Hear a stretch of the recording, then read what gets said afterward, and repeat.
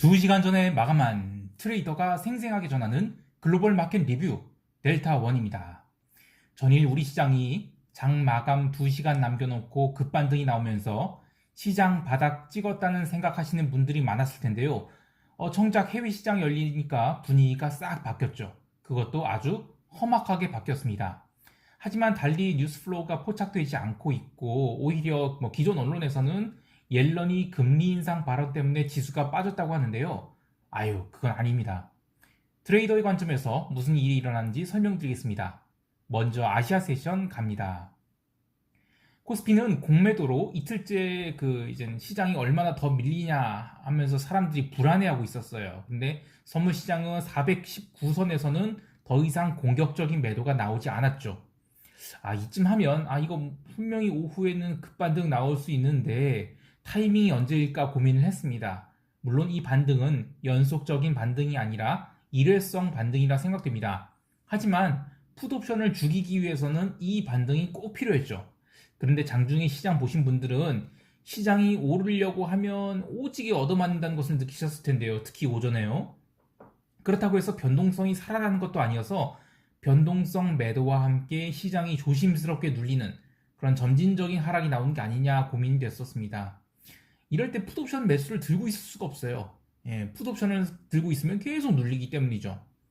또 오전까지는 현물 방향성이 매도 방향이었고 외국인들은 선물을 매수하면서 현물을 비차익으로 매도해서 현물 숏포지션을 계속 쌓았죠. 그래서 급반등이 나오려고 하면 한 차례 눌렸다가 나올 수 있겠다 이런 생각을 했어요. 그런데 사실상 이미 12시에 저점을 찍었다고 봐야 할 게 현물은 12시 이후로는 반등이 여러 차례 나왔거든요. 그것도 적지 않은 반등이 나왔습니다. 다만 반등이 나올 때마다 선물은 계속 베이시스를 찍어 눌러서 선물이 반등이 본격적으로 나타나야만 오후장에 반등을 할 수 있겠구나 라는 생각을 했습니다. 그리고 외국인들은 오후 1시 20분부터 적극적으로 선물 매도분을 걷어내기 시작했고 그렇게 매도세가 사라지면서 강력한 반등이 나타나서 장중 저점 대비 1%가 넘는 그런 꾸준한 반등이 나왔죠. 그래서 이젠 선물은 아래꼬리 달린 양봉으로 마감할 수 있었습니다. 오늘 이 상승으로 확인할 수 있는 것은 3100포인트에 대한 지지선 그리고 61선에 대한 지지를 확인했다는 것도 있는데 저는 그보다는 이번 물은 이 옵션 시장에서 풋옵션 시세를 끝까지 안 줄 수 있겠다라는 생각이 듭니다. 만약에 시세가 난다면 이번 주가 아니라 다음 주 중반 정도 이후에나 가능할까 생각되는데 그때는 만기주라서 실제로 어떤 식으로 시세가 나올지 모르겠습니다. 어쨌든 기본적으로는 3180이 저항을 다시 한번 확인하러 갈 것 같습니다. 그런데 그 과정에서 콜옵션 시세도 쉽게 나오기는 힘들 것 같다는 생각이 듭니다.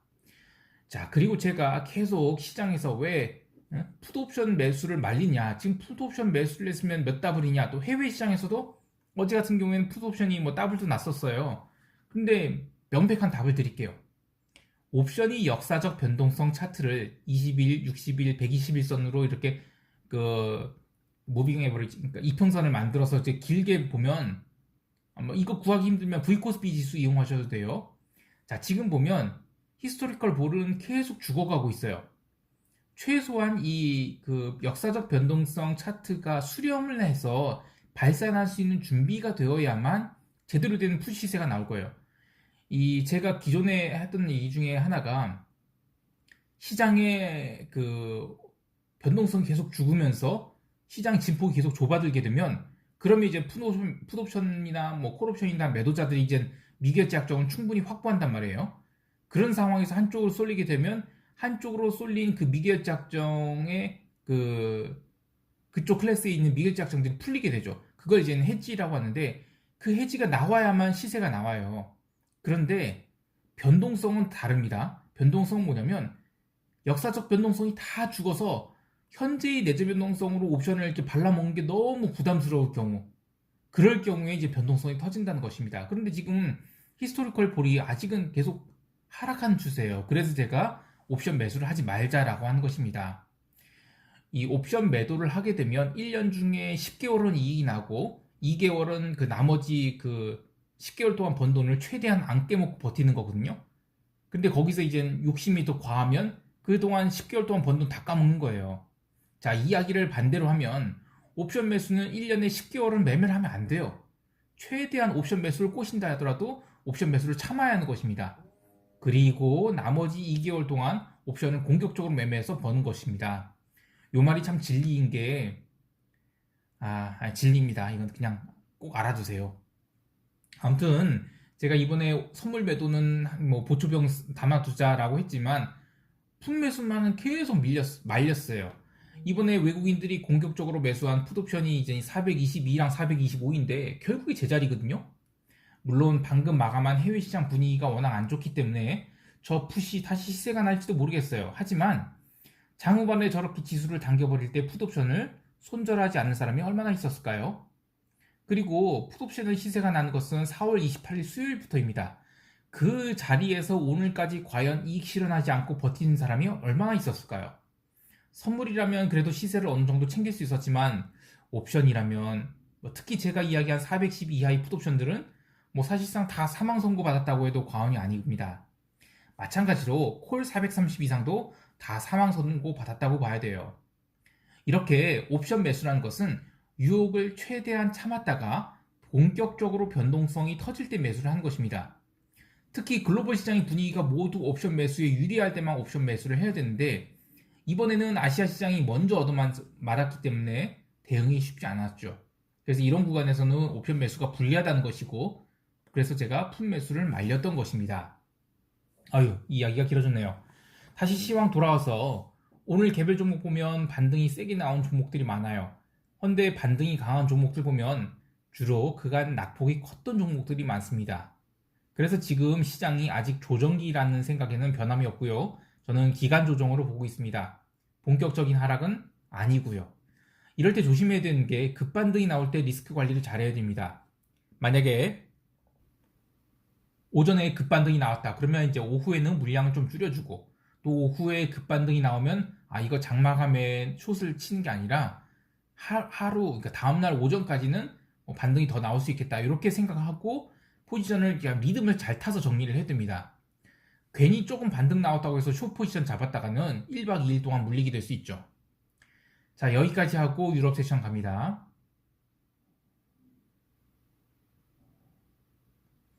오늘 마켓 무빙의 핵심은 유럽입니다. 왜 아무도 이 이야기를 안 하는 거야? 라는 말이 떠오르는데요. 유럽 세션 오픈하자마자 독일을 포함해서 증시가 밀리기 시작했습니다. 그래도 초반에는 최근 기록한 바닥을 찍고 급반등이 나왔는데 오후 8시 30분부터는 정말 빠른 속도로 그리고 알 수 없는 이유로 강력한 매도가 나오기 시작했어요. 일부 언론에서는 대만이 방공 식별구역을 중국이 군용기들이 침범해서 그렇다고 하는데 이건 진짜 아무리 갖다 붙일 게 없어도 그렇지 이건 좀 아니죠. 저는 다른 곳들에서 리스크 오프 신호들이 보였다고 생각하는데요. 우선 통화시장입니다. 유로화가 아시아 세션 초반부터 약세를 보이기 시작하더니 유로 본장 시작하고 나서 언더슈팅이 나왔죠. 그것만이 아니라 오지달러도 밀리기 시작했고요. 달러 강세가 모든 통화를 상대로 고르게 나타났습니다. 그러니까 월요일이 달러 약세가 단순 조정이었다라는 것입니다. 이렇게 유로화가 이렇게 봉이 크게 나왔는데 아직까지는 저는 기간 조정이라 보고요. 본격적인 방향성은 좀 더 기다려야 한다고 봅니다.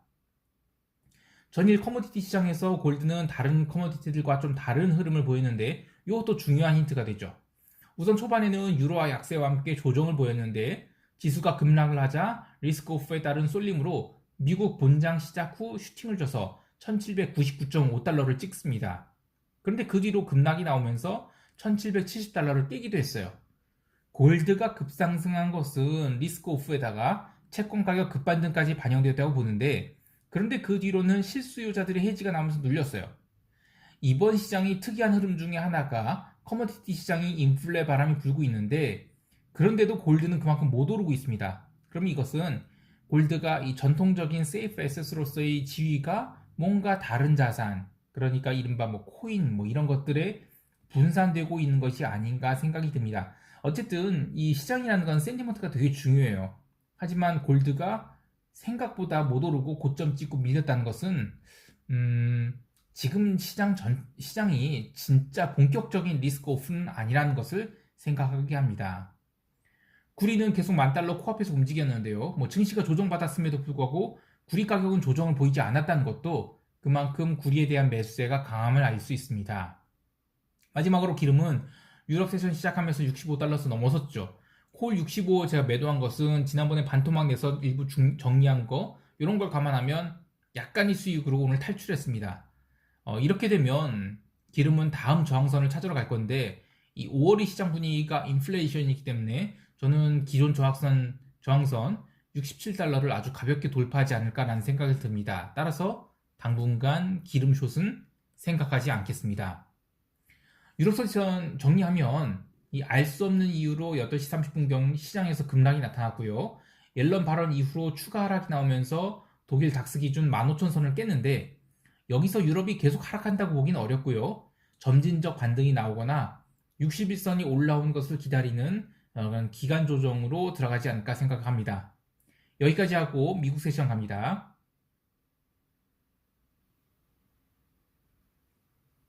미국은 본장 시작 직전에 유럽이 크게 하락한 상황이라서 초반 반등을 시도하긴 했지만 채 10분도 가지 못하고 고꾸라졌어요.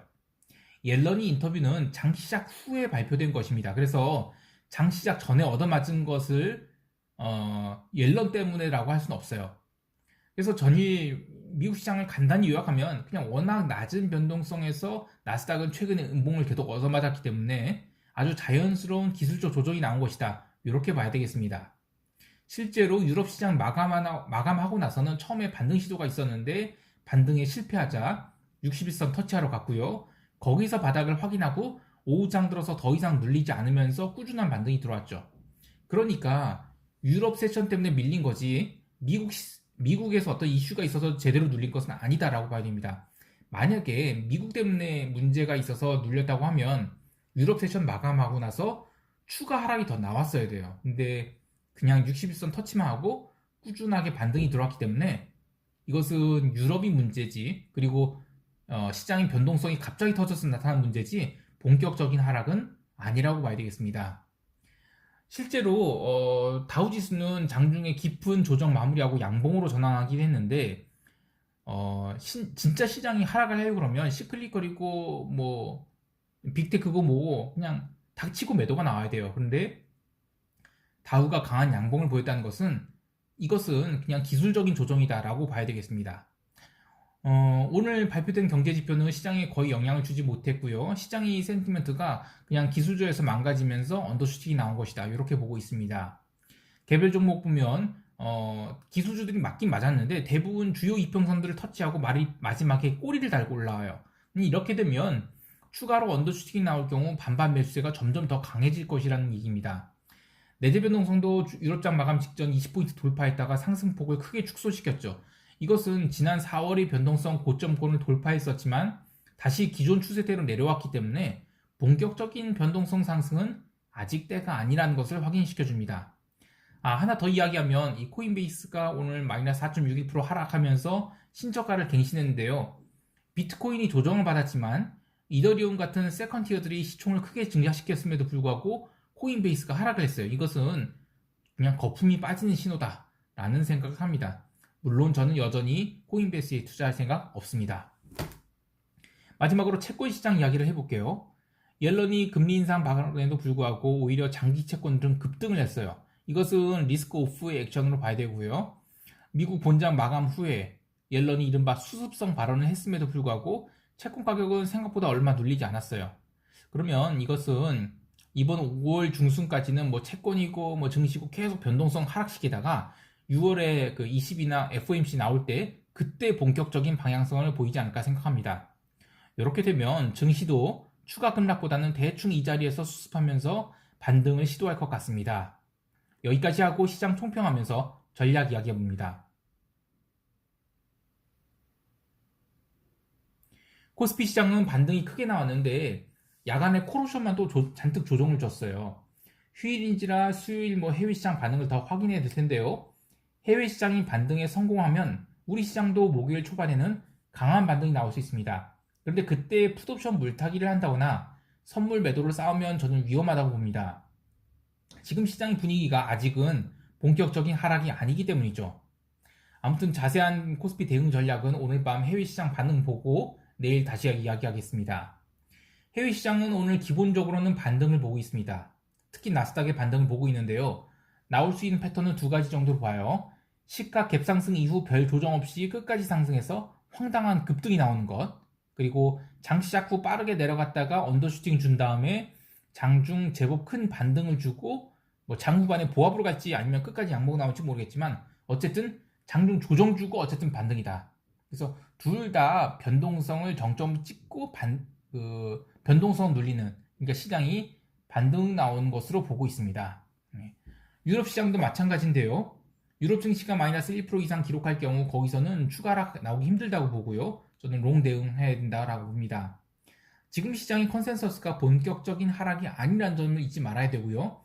따라서 포지션을 길게 밀고 하기보다는 짧게 챙기고 나온 전략으로 대응하고, 그리고 조정 시에는 단기 매수 관점으로 대응하는 것이 좋겠습니다.